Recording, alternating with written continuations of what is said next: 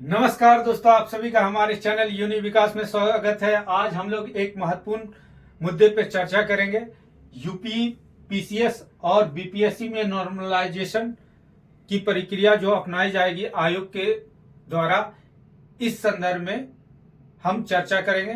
क्योंकि छात्रों के मन में यह संशय की स्थिति बनी हुई है कि नॉर्मलाइजेशन से क्या हमारा फायदा है और हमारा क्या नुकसान होने वाला है। चलिए चर्चा आरंभ करते हैं। सबसे पहले देखिए, नॉर्मलाइजेशन यानी सामान्यीकरण क्या होता है। मान लीजिए दो शिफ्ट है, शिफ्ट 1 और शिफ्ट 2 में पेपर हुआ। शिफ्ट 1 में औसत छात्रों की को नंबर जो है 110 प्राप्त हुए 150 में जीएस के पेपर 1 में।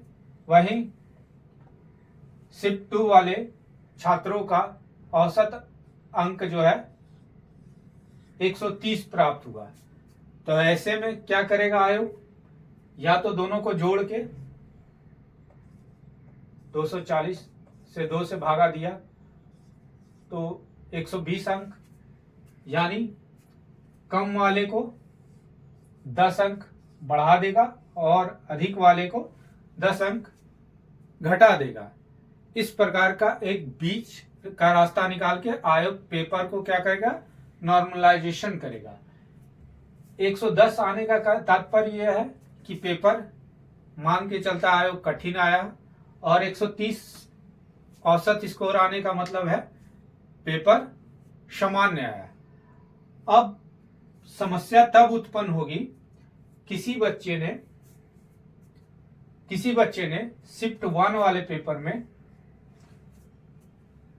जो है पेपर कठिन होने के कारण इसने 105 किया, और इस बच्चे ने 135 के आसपास किया या एभव किया। तो इस वाले बच्चे को पेपर कठिन होने के कारण परसेंटाइल में अधिक प्रतिशत प्राप्त होगा, और इसके मार्क्स में 10 प्लस भी नंबर क्या हो जाएंगे, मान लीजिए 15 होगा ऐड, तो ये क्या होगा 120। और इसके परसेंटाइल में क्या होगा,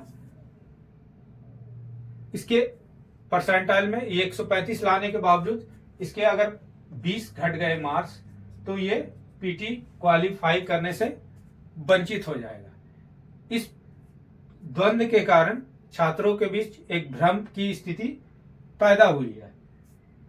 अब देखें नॉर्मलाइजेशन की समस्या क्या है।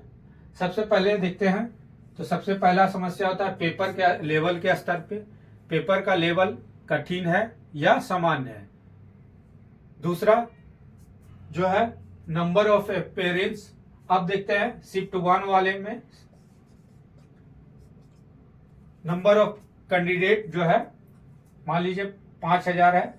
5000 में कुल एग्जाम आयोग को कंडक्ट करवाना है, उसमें से 3000 लोग जो है पेपर 1 वाले शिफ्ट में बैठ गए, और इसमें 2000 में से बचे हुए उसमें से 1500 ही बैठे हैं।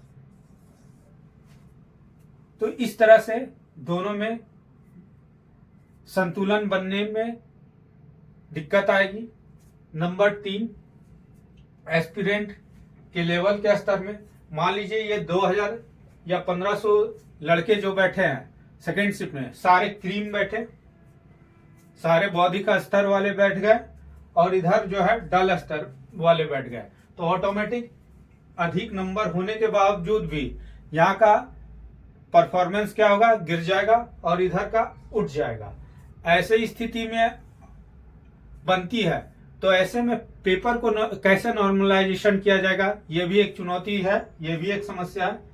फिर है सेकेंड डे में जो एग्जाम होगा उसके लिए साइकोलॉजिकल रूप से डे 1 वाले से कम प्रेशर रहेगा, और थोड़ा सा वो कंफर्ट जोन में आ जाते हैं।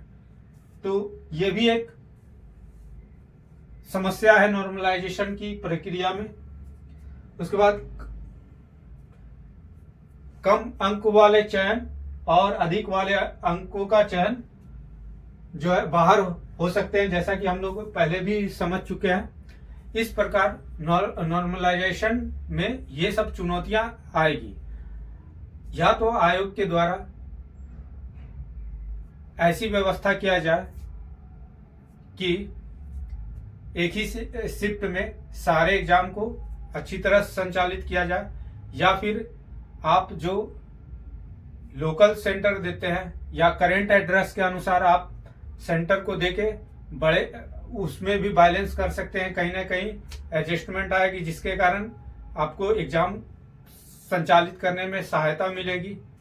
इसके बाद छात्रों को के हितों को सर्वोपरि देखा जाए, क्योंकि ये एक जॉब ओरिएंटेड है, ना कि कोई एकेडमिक ओरिएंटेड एग्जाम है। तो आयोग से निवेदन है कि आप सुचिता पूर्वक हर स्टेज में एग्जाम कंडक्ट कराने का हर संभव प्रयास करें। धन्यवाद।